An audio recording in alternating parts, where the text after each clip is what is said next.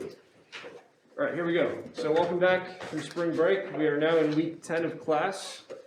And the first thing to tell you about is the homework assignment. So next Tuesday, there will be an assignment due. It's up here on the board. There's a worksheet up at the front that's part of that assignment.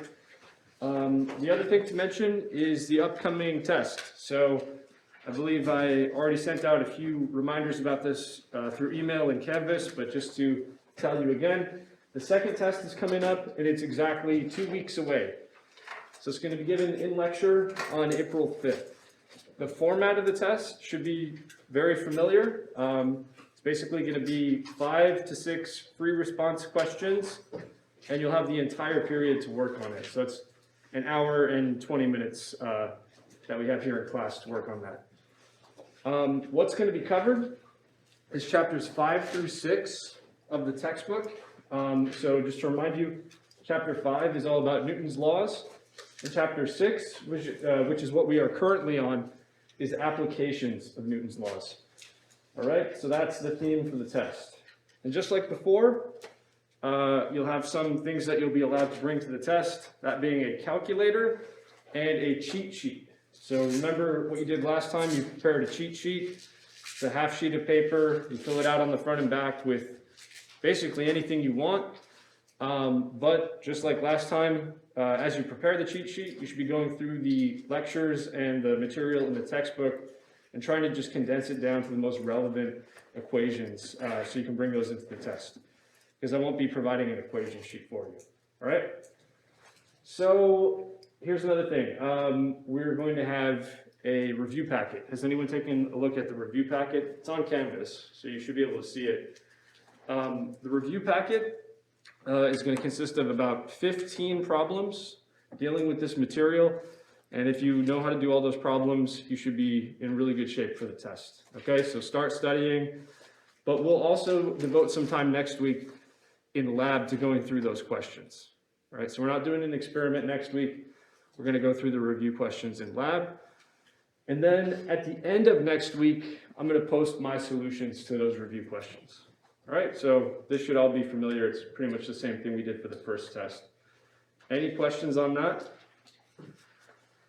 Okay, I guess I'd like to say one other thing before we launch back into the lecture. The material we're working on right now, applications of Newton's laws, it's important you know how to approach this stuff, all right? So what I did notice on the last assignment I graded, that was homework number 8, was that some people were just kind of grabbing an equation that we derived in class and then just sort of plugging numbers into it. That's not really the point of these problems. The point is to be able to work a problem out from scratch. So in other words, you start with a diagram showing all the relevant forces acting on some object, okay? Once you have that force diagram, you apply Newton's second law. You write down an F equals ma equation, and the rest, if you set it up properly, is just algebra, right? Maybe you're solving for a force, maybe you're solving for an unknown acceleration, whatever the case may be. But the point is, it's not really about knowing what the answer is at the end. It's more about being able to do that entire process. And pretty much all problems we're going to see follow that same basic process, all right? So it's about being able to set up your force diagrams, write down an F equals ma equation, and then use that to get to your answer, right? And once you're familiar with that process, you'll see that a lot of the problems I'm giving you are really similar, because they all follow that same recipe. It's just the details that are different, okay? So any questions on that? Okay, so let's launch back into the lecture. So this is kind of a tricky one involving just drawing the force diagram. We're not even going to calculate anything. We're just going to draw a diagram of the forces present in this situation, because that in itself is an important skill. So here what we have is a stack of 3 equal mass blocks. Or actually they're books, doesn't matter. Books resting on a flat table. You push the middle one, so that's B, but you don't push it hard enough to actually move anything. So there's enough static friction in this system so that when you push book B, nothing moves. All right, that's the situation. So the question is, what are the forces present on each book. That will be what we need to draw a free body diagram of each one of these books. Okay? So let's get to that.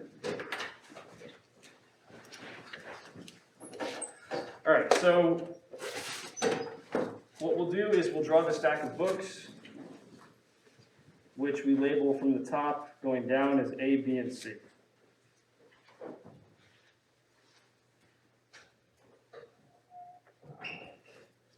And then it's book B again that we're pushing on.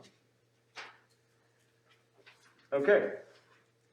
We are going to be labeling forces, in this case, with our subscripts, because we want this diagram to be as detailed as possible. We want to know what is exerting a force and what is experiencing that force in any given situation. So, of course, A, B, and C may be subscripts. Like if a force is acting on book A, I'll have a subscript A in there. But also, some things will come into play here. T, the table that this stack of books rests on, might be exerting a force on one of these books, so we'll have that. H, that'll be the hand that's pushing book B. And then E will be the earth. Remember, this comes into play because it's Earth's gravity that's pulling these books down and causing what we call their weight. All right? So how about we do this? Let's start from the top. Let's do book A and then work our way down from there. So a force diagram just starts with a little dot denoting the object. So if we just consider book A, you tell me, just give me any force you can think of that is acting on book A. Weight. Its own weight. All right, so it's a downward force, and we're going to label that as WEA, because that is a force that the Earth exerts onto book A. That's the way the subscript notation works. What else is going on? Yeah, there's a normal force, and that points up. Now, what is exerting the normal force? It's acting on book A, but what is exerting the force? It's book B, right? So therefore, using our notation, we label this as NBA. It's the normal force that book B exerts on book A. All right? And for book A, that's actually all that's going on. There aren't any horizontal forces acting on it. Because if there were, let's say, I don't know, a force of friction from book B to the left or to the right, then everything wouldn't be balanced out, okay? But we know that the forces must be balanced because nothing is moving, okay? So might as well write that down, actually. All forces are balanced because nothing moves.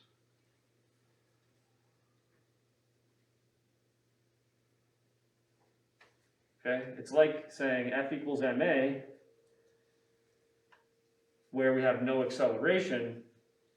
So when you add the forces together on any one of these books, it must be 0, okay? All right, now let's go to book B. So this is the one kind of sandwiched in the middle. What forces can we identify? Weight. Its own weight. So let's start with that. It's the weight that the Earth exerts on book B going down. What else? Let's just think about vertical forces. Normal force. Okay, so there's a normal force that A exerts on B, right? Because if you think about it, book A is on top of it, so it's going to be pushing on it. Is that going to be an upward force or a downward force? Downward. It's going to be down, right? A is pushing down on B. That makes sense? A is pushing down on B. So we call that NAB. It's the normal force that A exerts on B.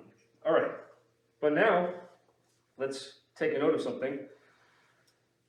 This force that I just put on the diagram is the same in magnitude as this force up here, right? NAB has the same magnitude as MBA. They're just pointing in they're just pointing in opposite directions. That's the third law in action right there, okay? Now, what's the last vertical force that I want to put on this diagram? Yeah, the normal force of C on B. So that's NCB, and that's going to be pointing up. And that has to balance out these two downward forces. So I'm trying to show the arrows to scale so that they balance out. Make sense? Okay, but book B is the one that's actually being pushed. So that is a force we need to include. It's going to the right. And I'll just, you can label things however you want, but I'm going to call this P. And it's exerted by the hand, and it's acting on book B. So it's a push force that the hand exerts on book B. That's how I'm going to notate this. All right? All right, now, something's missing, right? As it stands, the forces aren't balanced. So what must be coming into play to balance out that push force from the hand? Friction? Yeah, and it must be static friction such that nothing moves. And it must be opposing that push. So I'm going to call that force lowercase f for friction. That's what we typically do. It's acting on book B. Where's it coming from, though? What's exerting the force? Book A and book C. All right, it's just going to be book C. Because book A, if we look at that diagram, it doesn't have any friction force on it, right? Okay? So in other words, if book A is exerting a friction force on B, B is exerting a friction force back on A. But we know that's not happening. So the friction must be coming from book C. This is the friction force that book C exerts on book B. Okay? So the next thing we'll do, did you have a question or did that address it? No, I was just gonna ask you if we were having two frictions because of B is touching A and C. Yeah, so in this case it has to be coming from the one below it because we don't have a corresponding friction force up here. Why we don't have one? Because if you did have that friction force up here, it would be pushing it to the left or to the right, but that's not happening. Oh, okay. Yeah. If we were in motion though, would there be friction? Yeah, sure. If it were in motion, that wouldn't be the case. But all forces are balanced in this case. That's an important thing to keep in mind. Okay? Now we look at book C. That's the one on the bottom. Book C. There we go. So same deal. What are some forces we can identify right off the jump? Weight. And it's the Earth exerting that on C, right? What else? Okay, so we have two normal forces acting on C. One is coming from the table below it, and the other is coming from book B above it, okay? The one from the table is pushing it up. And that's a pretty large force. So I'll call that NTC. It's the normal force that the table exerts on C. The other one is from book B and it's pushing it down. So that's the normal force that book B exerts on book C, NBC, like this. So I'll also notice that I once again have these equal and opposite forces going on. So I'll put a double slash on that, just so we know that these are equal and opposite, for the same reason as before. Okay, what else is going on? In this diagram, we had the friction that C is exerting on B, right? We must have a corresponding equal and opposite force on this diagram because of that, right? I can't have this force without a corresponding equal and opposite force on this diagram, okay? That's the third law. So if this one's going to the left, this one must be going to the right. The friction that B exerts on C must be going to the right, okay? And once again, these are equal and opposite. So better put some slash marks, but I'm going to do triple slashes for this pair, okay? And again, that can't be the end of the story because we need something to balance this force out. The only thing that could possibly be doing that is the table. So if book B is exerting a friction force this way, that would normally cause it to start moving. It must be balanced out by another friction force from the table that's preventing that from happening. So this is the friction from the table acting on book C. So this is a little tricky to get the details right, but this is the complete set of forces for all of these books, okay? And one thing I want to point out about this is that on any given diagram, what is, like, let's say book C, right? My last subscript is always C. Because I'm showing you the forces that are acting on this book. I couldn't possibly have a different second subscript, right?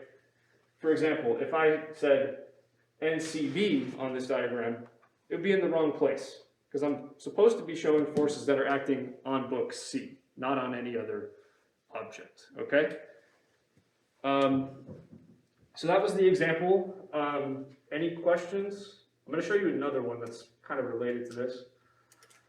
A little bit less to think about because there's just one object in this case. Any rock climbers out there? No? Oh, okay. It's kind of fun. This is something you can do in rock climbing. It's called a chimney move, apparently, where your body is wedged in between two walls. Now, I just want us to think about the physics of this, right? Like, what forces are acting on the climber's body when doing this chimney move, where he's wedged between two walls, that basically prevents him from sliding down, right? So what I want you to do at your desks, try it out, is come up with the force diagram showing all the forces acting on the climber's body, right?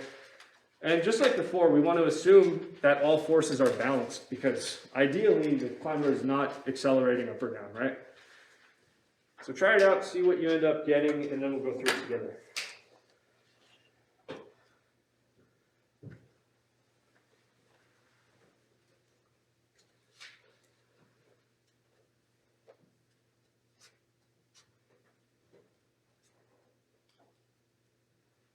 And on your diagram, try to label everything with subscripts, just like we did there.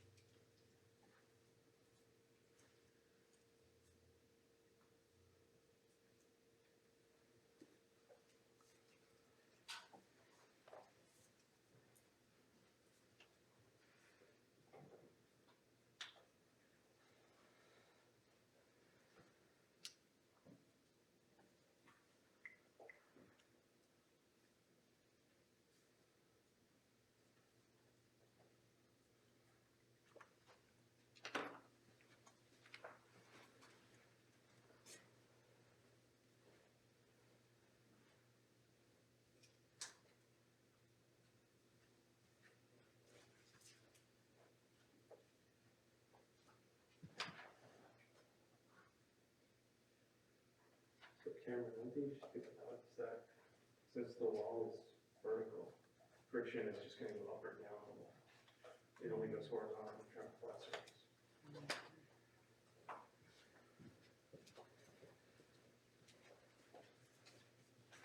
All right, let's try this one out. So here, let's start with this picture. Okay, you've got the person wedged in between two walls like this.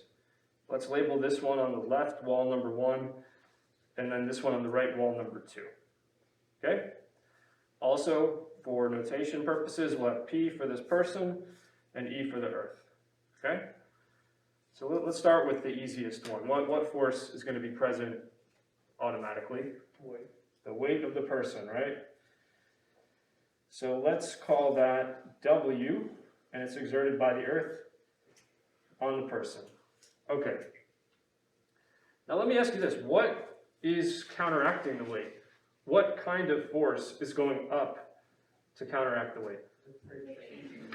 Yeah, it's actually friction. Now, normally, when we see friction, we think of it as being a horizontal force. But that's only if you're on a horizontal surface. Friction, more generally, is going to go along the surface. It's going to go parallel to the surface. So, if the surface is a vertical wall like this, then friction can go up the wall, right? Just like the problem in the homework I gave you, where you push a book up against the wall like this.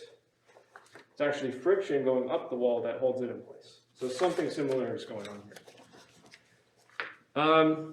But you'll have friction from either side, right? The feet touching the wall can experience some friction, and the back touching the wall can experience some friction. So those two different frictional forces I'm going to label as F2P, so that's the wall number 2 exerting a friction force on the person, and then also F1P, wall number 1 exerting a friction force on the person. Okay? Is that all? There should be some horizontal forces here, right? So what kind of force is going in the horizontal direction? His leg? It's what? His leg? Or Yep. But what kind of broad category of force does that fall under that we've covered? And normal force? That's what I'm getting at. It's a normal force, right? It's the force that, let's say we're looking at this wall.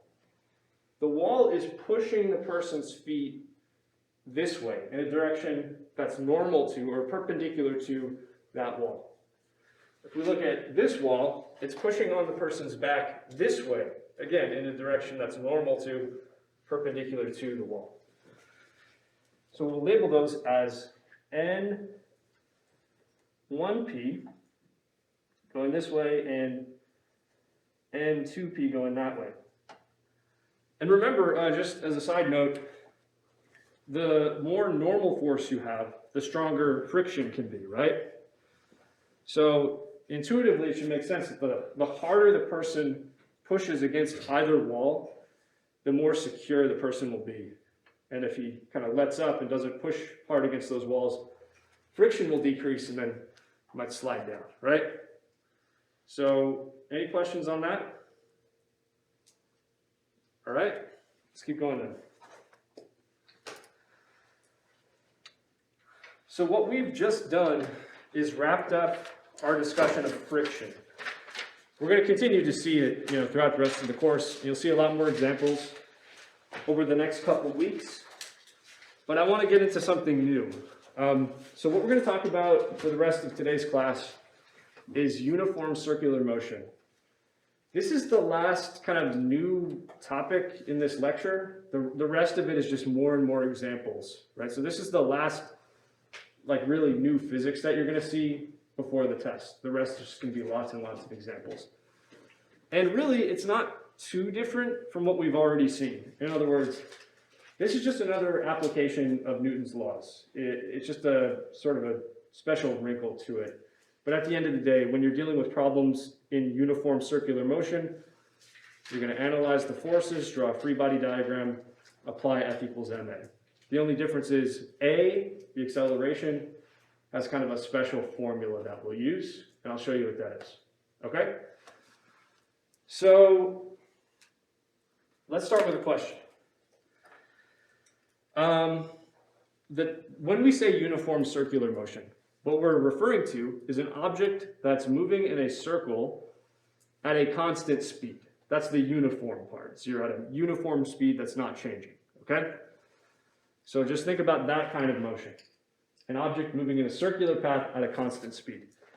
Just answer yes or no. Is this object accelerating? You're moving in a circular path at a fixed speed. Are you accelerating? No.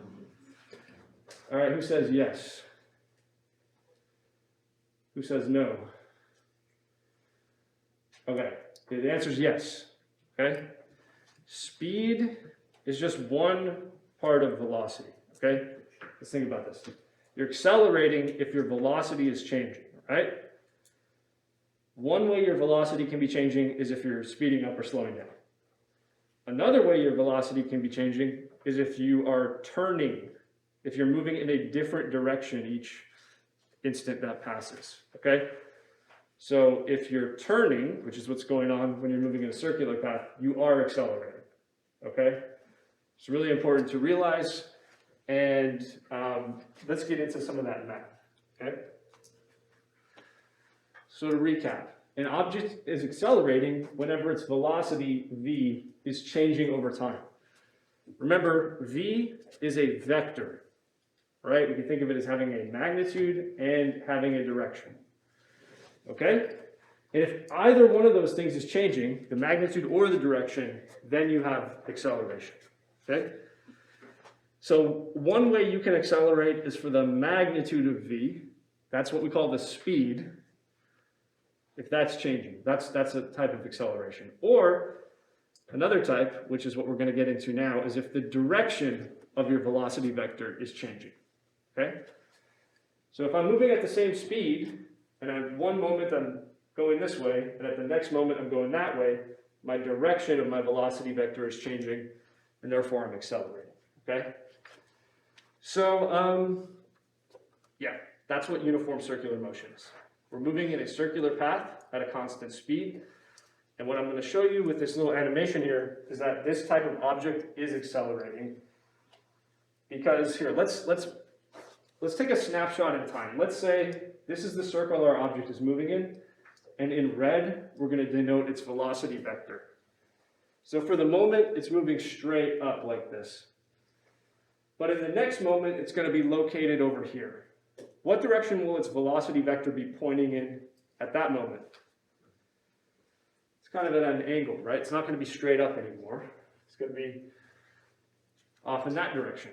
And then in the next moment, the velocity vector will be pointing this way. So the velocity vector, even though its magnitude, its length on this diagram is the same, its direction is changing. So because of that, we're accelerating. Okay? Any questions on that?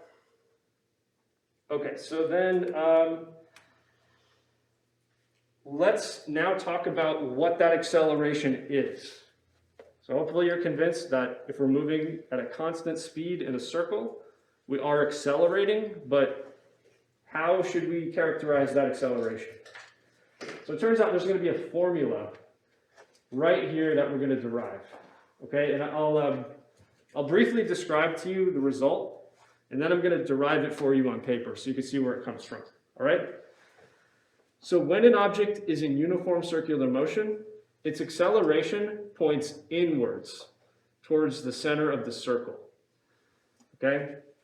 So regardless of where we are on this circle, the acceleration vector is pointing towards the center at all times. And for that reason, it's called centripetal acceleration, because centripetal just means seeking the center. So acceleration is seeking the center. Okay, that's the direction. It's going in towards the center. The magnitude of this is given by v squared over r. V is the speed at which the object is moving, and r is the radius of the path that it's moving in. So if we take v squared over r, that gives us the magnitude of the acceleration. Okay? And what does it kind of look like?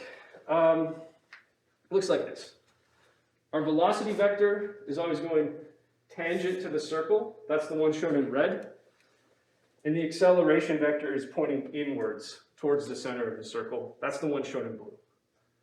Okay, so that's how you think about velocity and acceleration for an object that's moving in a circle.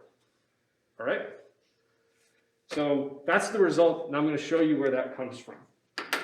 So a bit of a derivation. Okay. So what we're going to do now is derive that formula for centripetal acceleration. All right? Now what we have is an object moving in a circle. I'm not going to draw the whole circle for our object. I'm just going to draw like a little wedge, a little slice of it. So let's say that our object starts off over here. By the way, this dot is going to denote the center of the circle. But then sometime later, it's now moved over here. Okay? So basically we're just tracking the motion of our object as it moves from this point on the circle to that point on the circle. Pretty simple, right? Let's show on this diagram two velocity vectors. This is going to be our v initial vector at the very start of the motion I'm showing you. And then this is going to be our v final vector, which is a little bit turned compared to the v initial vector, right? Okay, I'm also going to show you this. We've moved a certain distance on the circle, going from this point to that point, right? I'm going to call that distance delta s. We also see that I moved through some angle here in this motion, and I'm going to call the angle delta theta. Okay, so delta s is an actual distance. You can measure it in meters. Delta theta is an angle. You measure that in degrees or something like that. Okay? Let's also label one other thing real quick. R is the radius of the circle. So that goes from the center, which is right here, out to where the object is. Okay? All we've really done is labeled some important quantities that are going to come into play. But any questions so far? Okay. Here's what we're going to do next. We're going to use speed equals distance over time. So how fast this object is moving is just how far it's moved along the circular path divided by how long it took, right? Do you guys remember speed is just the magnitude of velocity? So when I say speed, I can just write it as v magnitude, okay? Okay, going back to this picture, the distance we've moved, I've labeled that as delta s. Okay, so whatever that distance is, if we divide it by delta t, that should give us the speed. Okay? Now I'm going to ask you this. Delta s, what we call that is an arc length. All right? It's an arc length on a circle. So it's not like the entire circumference all the way around the circle, but it's just some piece of it. Does anyone know the formula for an arc length? It's an integral formula. We learned in Calc 2, but I don't remember what it is. We don't need necessarily to use any calculus concepts here. An arc length is simply this. It's your radius times the angle. Let's actually really think about that. Who remembers the formula for the circumference of a circle? Sure. It's just 2 pi r, right? In that case, your angle is 2 pi, because you go all the way around. You multiply that by r. You're taking your angle of 2 pi times the radius. All we're saying is here that the angle is not necessarily 2 pi. We're not going all the way around the circle. So I'll just take whatever that angle is times the radius, and that's my arc length. So that's a general formula for an arc length. Here, let me write that down. Take the radius times the angle. That's the arc length. And that's our delta s. Okay? And what I'm just going to do here is rearrange the equation I just wrote down to solve for the angle. Okay? So it looks like if I take the delta t on the bottom here and put it on top over here next to the v, and then divide this r and put it on the bottom here under the v, I'll have delta theta equals v delta t divided by r. Okay? So that's a formula for the angle we've moved through. All right? All right, here's what we're going to do next. I want to write down a formula for delta v. Because if you remember, acceleration is delta v divided by delta t. So if I could get some kind of formula for delta v, I'd pretty much have the acceleration. okay? So how do I think about delta V? That's just V final, this final velocity, minus V initial, this initial velocity, okay? And I'm actually going to show you a vector diagram of this whole thing, right? Because V final minus V initial, I can think of that as V final plus negative V initial. So I can show tip to tail vector addition of these two to give us delta V, okay? So let's go through that now. I'm going to add these tip to tail. Okay, so if I look over here, my V final vector is kind of going up and a little bit to the left. So that's the first one I'll draw. My V initial vector is pointing straight up, right? But minus V initial, which way would that point? Yeah, if this one is straight up, the negative of the vector is straight down. So here's how it would look. V final added to minus V initial. See, those are now together tip to tail. Gives me delta V. Okay. We convinced that that's how it works? So I want you to notice something right away. Delta V is pointing towards the center of the circle. It's pointing inwards. Okay, and that means our acceleration is pointing inwards as a vector. Okay? But now let's try to think about what delta V is actually equal to. Okay? What the magnitude of it is. So remember, we have this angle here, delta theta, which is basically telling us how many degrees has our object turned in the course of this motion. That same angle, delta theta, can be found right up here in my velocity vector diagram. Okay? So if what I'm interested in now is the magnitude of delta V, so I'm putting little bars around it to say I want to find the magnitude of delta V, that's this length right here, okay? And since we're going to assume for the time being that this angle delta theta is pretty small, so we're looking at only a very small interval of time. We haven't moved that far along the circle. This delta V can be approximated as an arc length. Okay, we can, even though it's actually straight, we can approximate it as a arc length like this. Okay, and that's a pretty good approximation if this is a pretty small angle. Okay,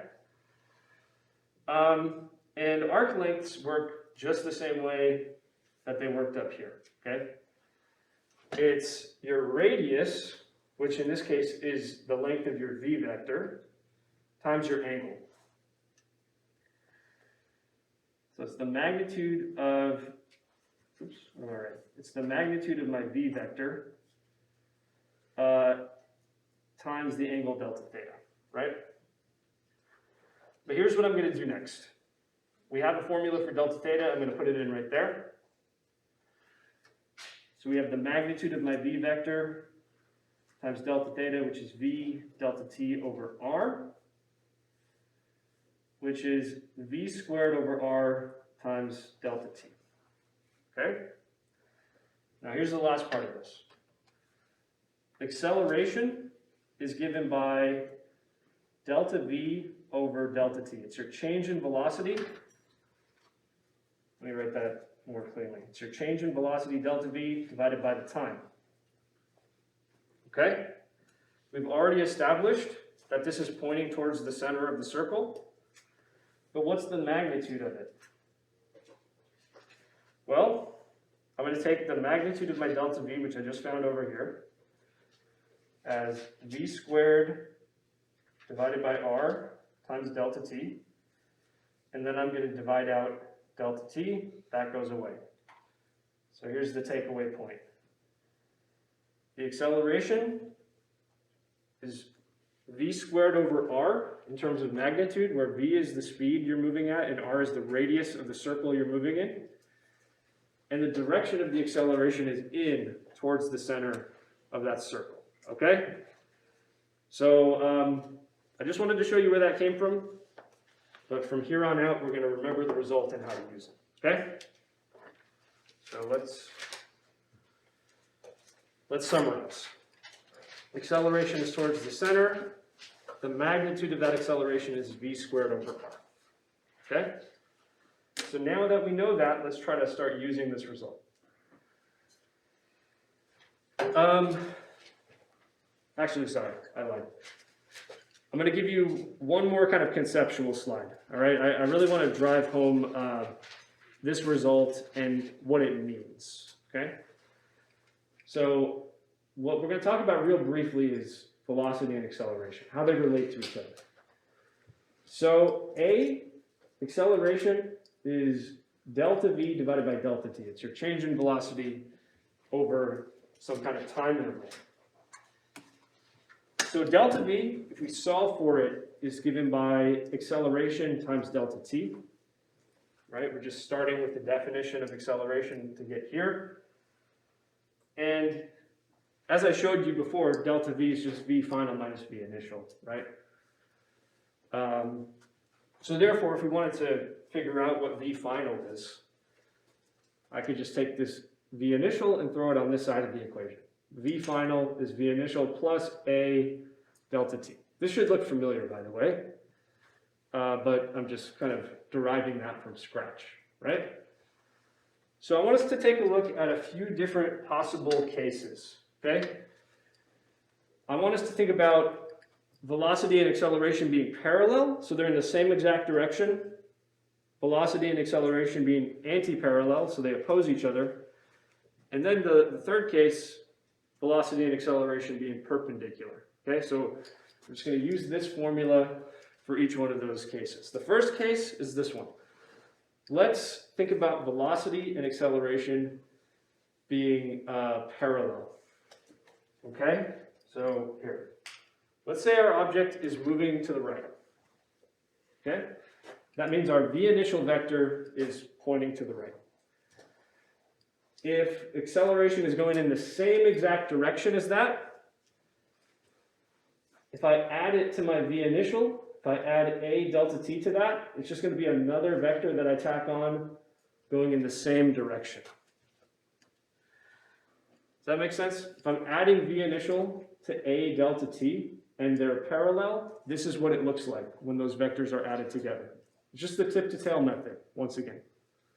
Make sense? What does my resultant vector look like? Well, these two are added together tip to tail, according to our equation. And then my final velocity goes from the start of this vector to the end of this vector. So what do you notice about how v initial compares to v final? Which one is longer?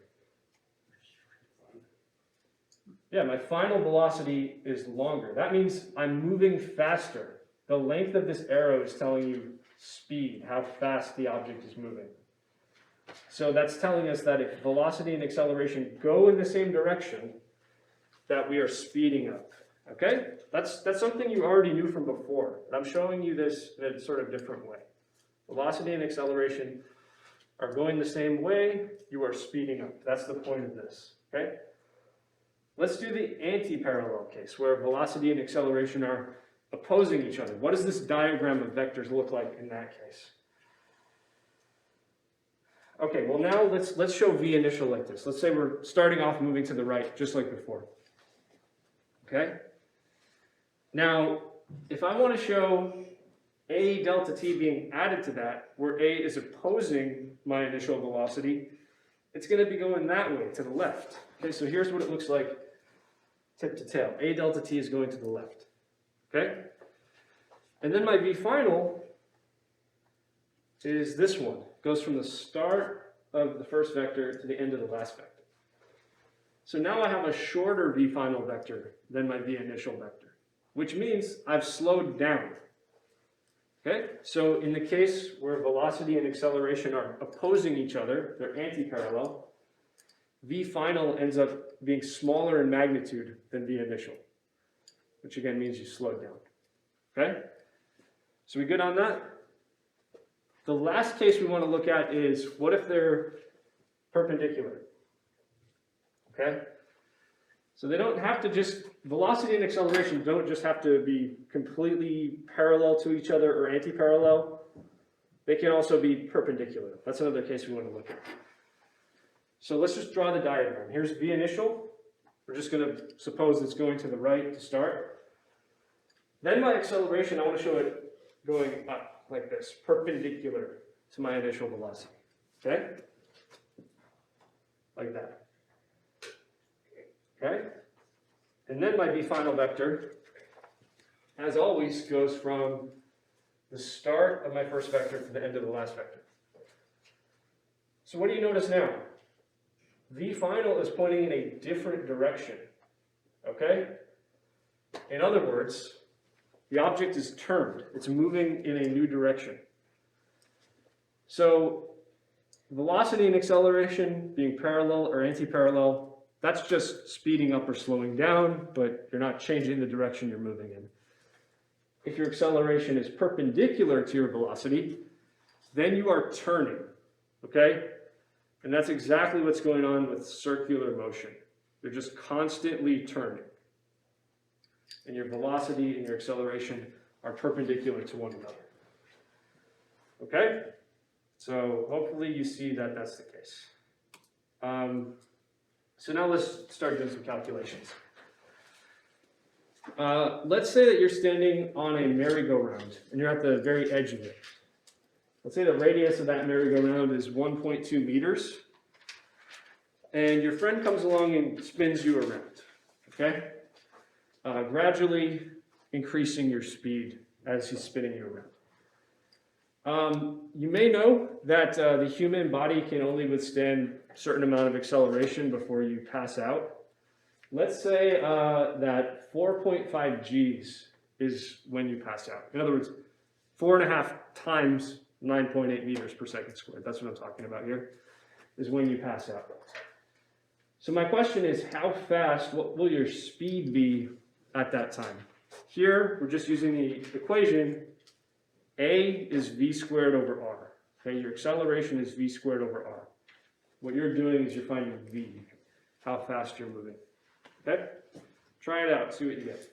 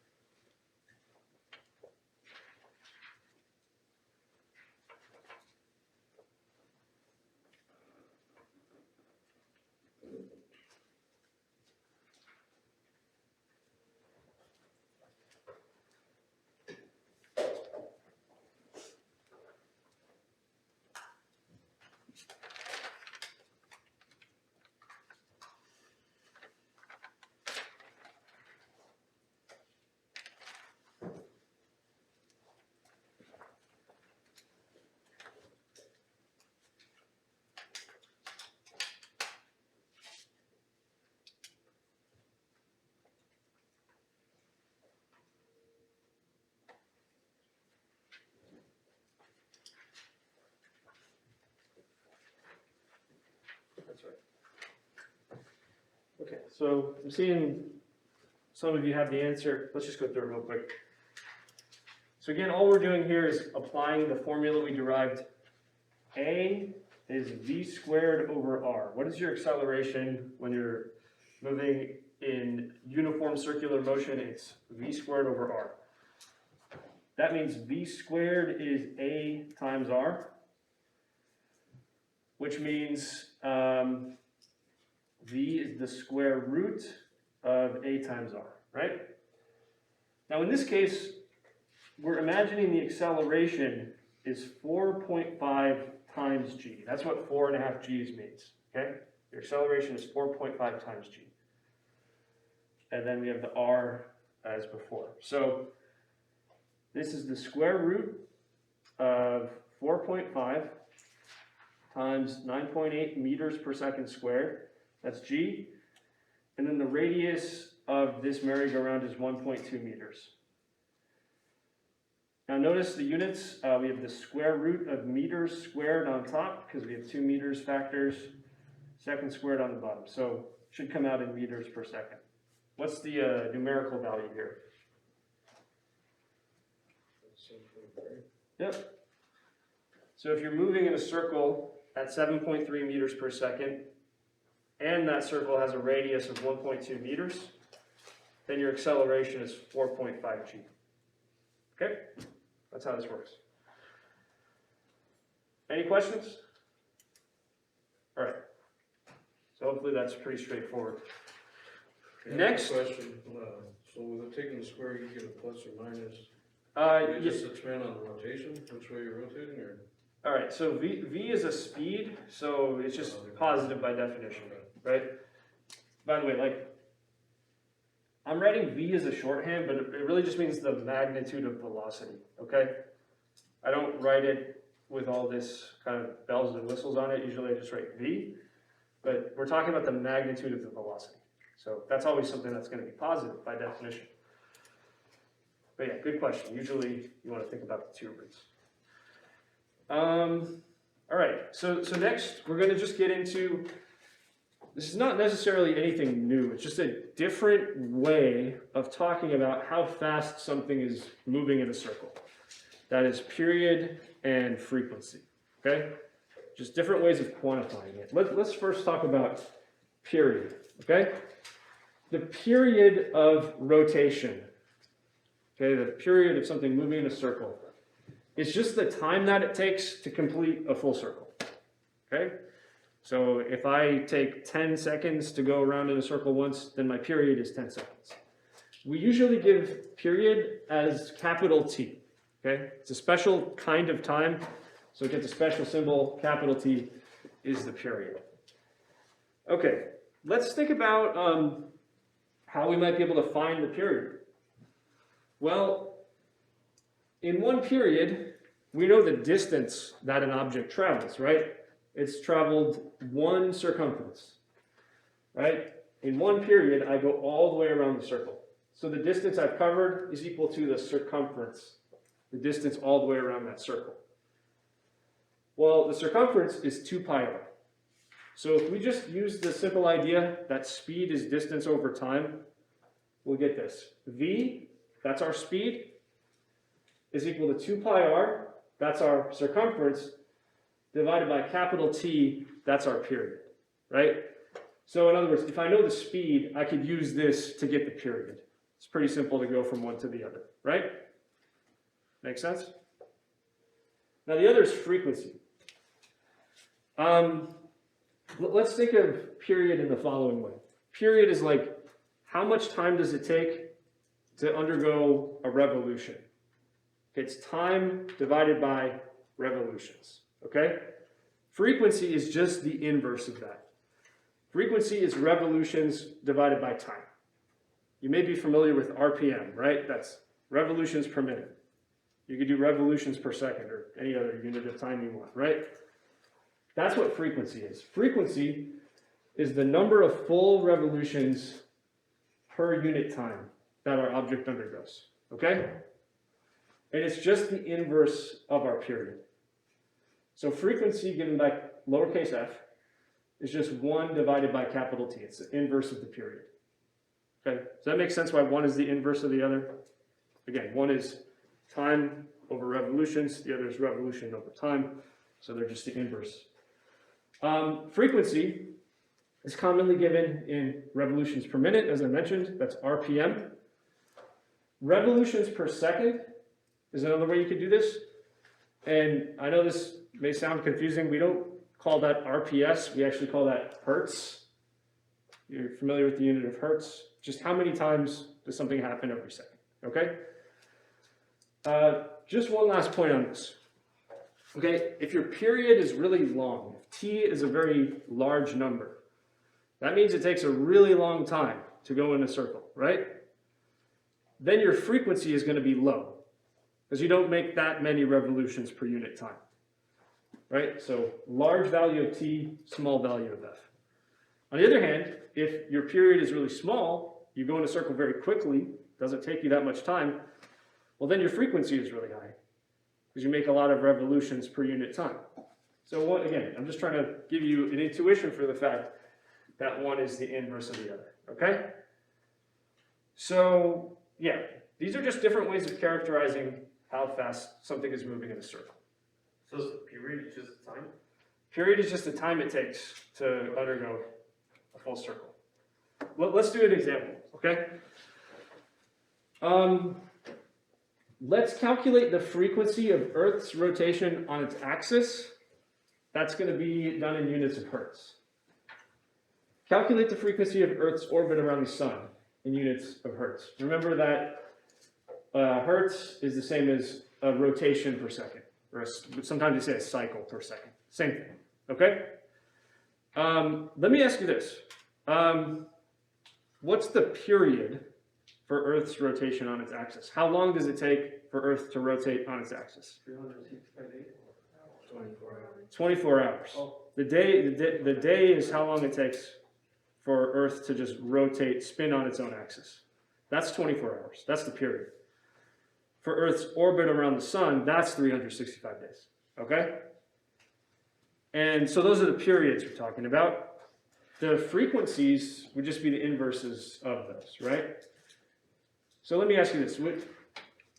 If we're measuring these frequencies in hertz, is it going to be a lot greater than or a lot less than 1 hertz? It's going to be really, some really large number or some really small number. It's gonna be real small. Yeah, it's going to be real small, right? Because think about it. 1 hertz means, let's say we're going around the sun. We go around the sun once every second. A lot less than that, right? We spin on our axis once a second. No, it's much, much slower than that. So yeah, we're going to get a very, very small number in each one of these cases. Okay? So here, let's do the calculations. All right? So the period, we're going to start here just by calculating the period for the Earth rotating on its axis. And as we said, that's 1 day. That's pretty much the definition of a day. Okay? Let's just take that and convert it to seconds. Okay, so we have a day. How can I convert that to units of seconds? 600 or no? Well, here, let's start with hours, right? How many hours in a day? 24 in 1 day. Okay, now we're in hours. Let's do in every 1 hour, how many minutes? 60. In every 1 minute, how many seconds? Also 60. So units of days cancel, hours cancel, minutes cancel, and we're left with seconds. So we're saying, the period could be thought of as 1 day, but if we convert that to seconds, we can do it this way. What's the number of seconds we have? 86,400. Yeah, 86,400. I'm going to write this in scientific notation. 8.64 10 to the 4 seconds. Okay? All right, so the frequency then for the rotation is just 1 divided by that, right? It's 1 divided by the period. Okay, so it's going to be 1 divided by 8.64 10 to the 4 seconds. So the units here are inverse seconds, which is the same as hertz. Okay, so seconds to the -1 is the same as hertz. But numerical values are what we should think about. What we should think about here. What is 1 over 8.64 10 to the 4? 1.15 times 10 to the -5. Yeah. 1.15 10 to the -5 hertz. That's correct. Okay, now let's do orbit. So this is for the Earth's orbit around the sun. The period, when we say capital T, again, is just how long that takes, right? Earth is moving in a mostly circular path around the sun. How long does it take for that to happen again? 365. So it's 365 days, which is just 365 times this number, right? That's just 365 times 8.64 10 to the 4 seconds. So we don't have to go through that whole thing again. It's just 365 times that, right? What does that come out to? A huge number. 3.1 billion? 3.15 times 10 to the 7 seconds. Yeah. So that's how many seconds are in a year, basically, is what we just did there, right? So then what's the frequency? It's 1 divided by that period. So it's 1 divided by 3.15 10 to the 7 seconds. And can someone just crunch those numbers for me? 3.17 times 10 to the negative 8. Yep, I'd agree. So, I mean, they're both really small numbers, because again, not even close to 1 hertz, but obviously the frequency or the orbit is much lower, because it takes a lot longer for an orbit to happen compared to spinning on its axis, okay? All right, any questions on this? Just really just how to use the definition of period and frequency. It's kind of a novel case. So the longer it takes, the less frequency it has. That's right. The quicker something happens, the higher the frequency is. Yeah. Okay, just real quick to jump off on your question. We measure how quickly a processor operates in hertz, right? It's how many cycles per second your computer processor operates at. So higher frequency for your computer means it's doing operations more quickly, right? It's the same idea. Like it's actually broader than just rotation, but for now we're going to stick to thinking about frequency of a rotating object. Okay. Let's see. Okay, so we did that one. Here, try this one out. This is that merry-go-round problem, but I've changed the numbers a little bit. You're standing on the edge of a merry-go-round and you're moving in a circle as the merry-go-round spins. Let's say the radius is 1.05 meters. And your friend spins you around until your speed is 6.75 meters per second. So that's just your speed in your circular motion. Okay? A couple questions. What is the period of your rotation? So how long does it take you to go in one full circle? That's period. And what is your frequency in units of hertz? So how many rotations every second? That's hertz. And then also try this. Do RPM. How many rotations every minute do you undergo? Okay, so find the period, and then find the frequency, and try to do it in these 2 different units. Okay, so let's try to work it out and see what we get.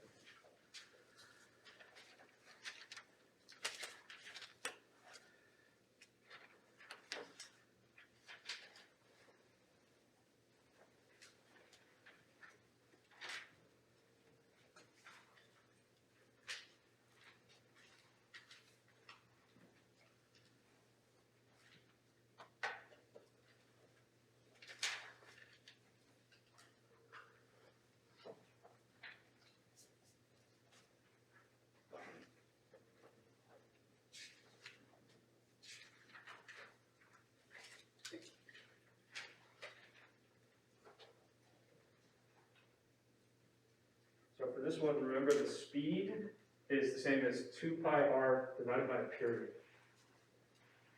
You can use that to solve for the period. That'll be your starting point.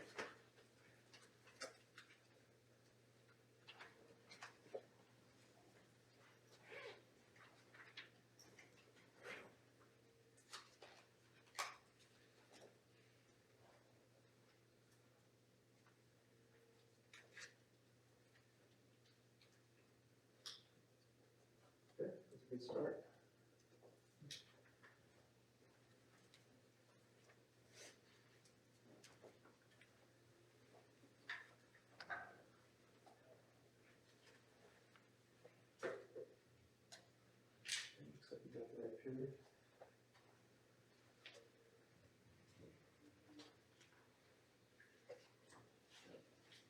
Period, right? Yeah, so if you're like dividing it twice, it brings it back to the top. Sure.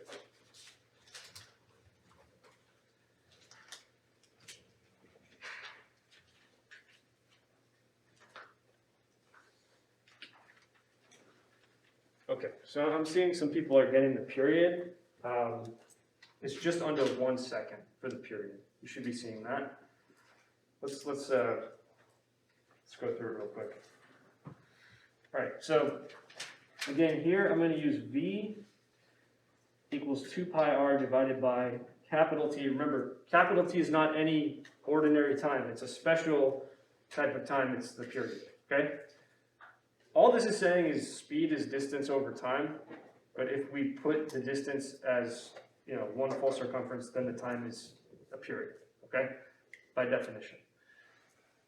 Anyway, if we solve for t, that's 2 pi r divided by v. And so plug in what we know, 2 pi times the radius of 1.05 meters divided by a speed of 6.75 meters per second. So notice units of meters cancel, and seconds goes to the top. And what's the numerical value of the period? 0.977. Yeah, 0.977 seconds.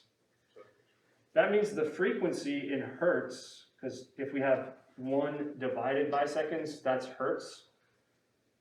That's going to be 1 divided by 0.977 seconds, and that will give us 1.02 hertz. Okay? So because the period is just under 1 second, you get a little bit more than 1 full rotation in a full second, right? Okay, let's try to do this in RPM. I'm going to start this way, okay? 1.02 is, strictly speaking, how many revolutions we have every second, okay? So hertz is the same as revolutions per second. Remember that? Now, what I'm going to do is simply change the units of time from seconds to minutes.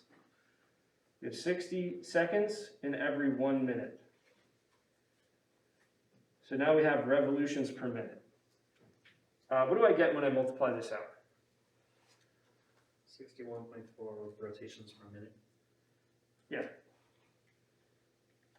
That's 61.4 revolutions per minute.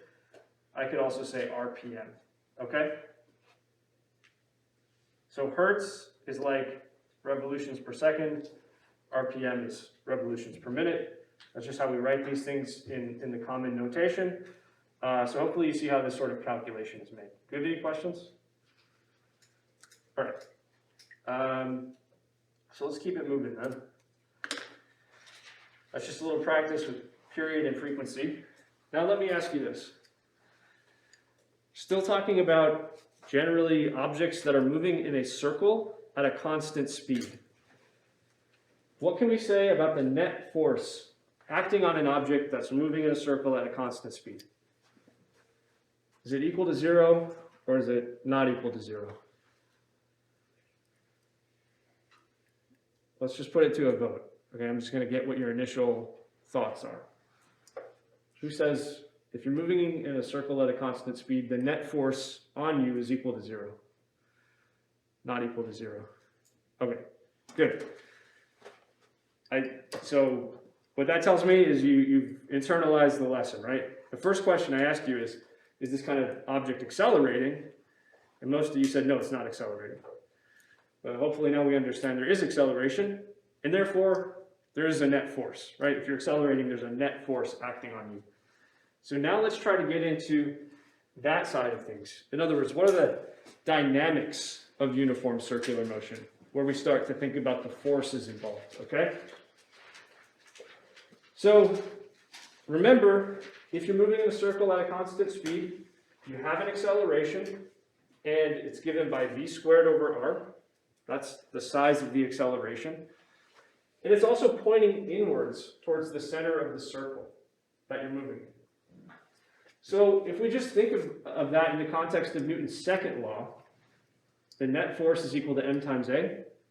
Well, if the acceleration a is pointing in towards the center, guess what? So is the net force. Okay, they have to be pointing in the same direction. So the net force of any object moving in a circle at a constant speed is directed inwards towards the center of the circle. Okay?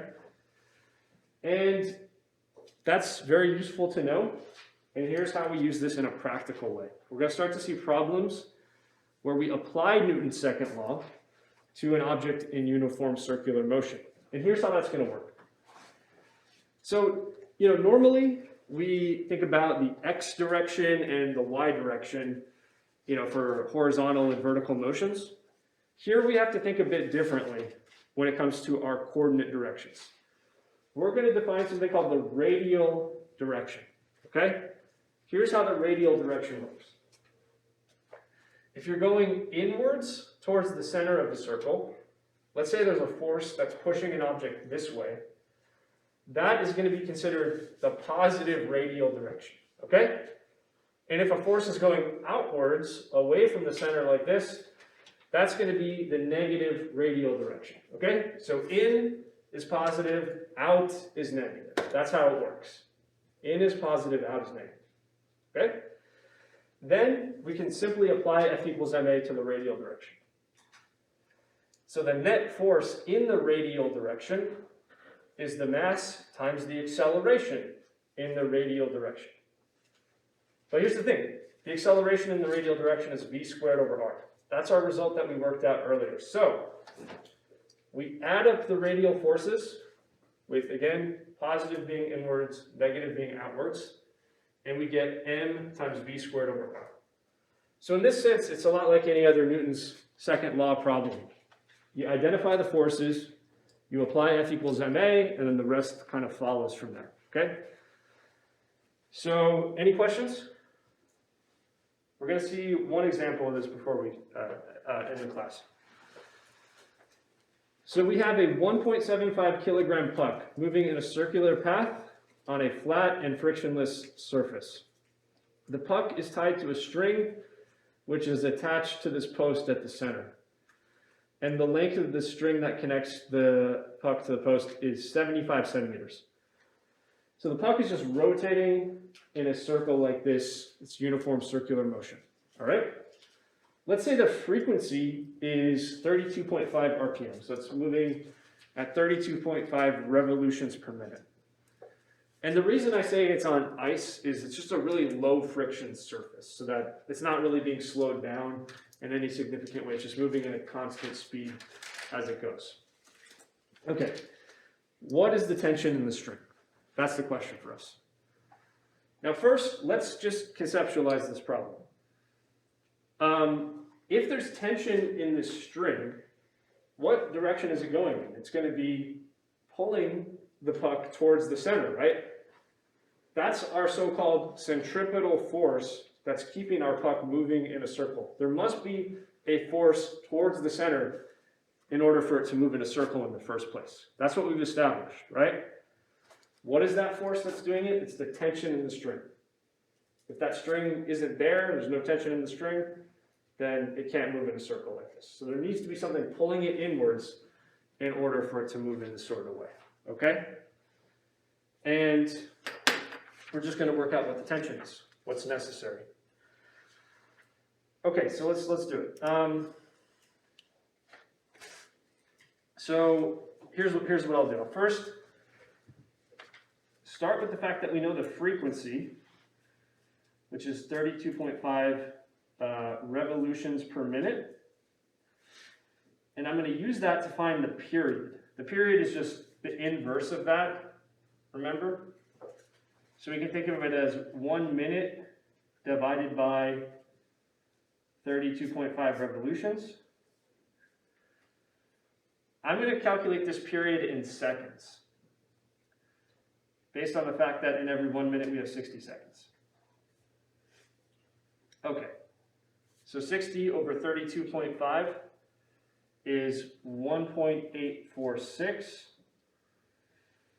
And the units are seconds for every revolution. This is just saying it takes 1.846 seconds for one complete revolution of the hockey puck, okay? That's the period. Now, based on that, we can find the speed of the hockey puck, because that's just 2 pi r divided by the period capital T. Now, in this case, the radius of the circle that the hockey puck is moving in is actually just equal to the length of the string that's connecting it, right? Going back to this picture, hopefully that's clear. Whatever the length of the string is, that's the radius of our circle, okay? That's 75 centimeters. So we have 2 pi times 75 centimeters, or 0.75 meters. That's just the unit conversion. If we divide that by 1.846 seconds, which is the period, then we'll have the speed at which the hockey puck is moving in meters per second. That's going to be 2.561 meters per second, okay? So in other words, if you're going at 32.5 RPM in a circle of 75 centimeters in radius, that's your speed. That's how many meters per second you're covering, okay? Now, let's now apply F equals ma to this situation. Remember, the net force in the radial direction equals m times the acceleration in the radial direction. Now, in this case, the only force in the radial direction is tension. Okay, the only force going in towards the center of the circle or out away from the center of the circle is the tension.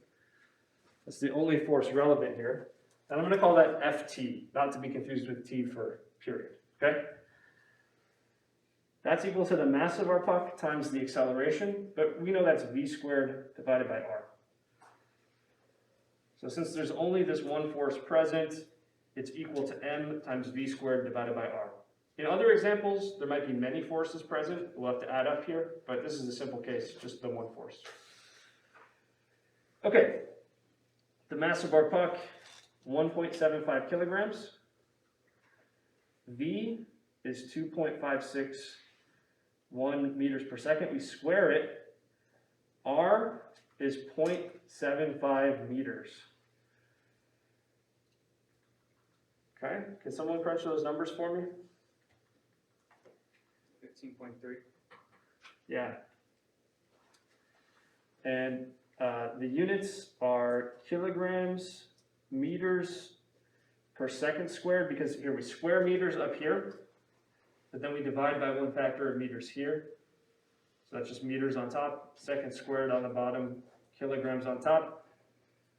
That's the same as a Newton, which is what we expect because we're talking about a tension. So it takes 15.3 newtons of tension to keep it moving in that type of circle. Last question for you real quick. If I were to try to speed this thing up, what would that do to the tension? Would it increase it or decrease it or leave it the same? It would increase it, right? Because our tension depends on v squared. So the faster we move the puck, the more tension that's going to require. Okay? That's it for today.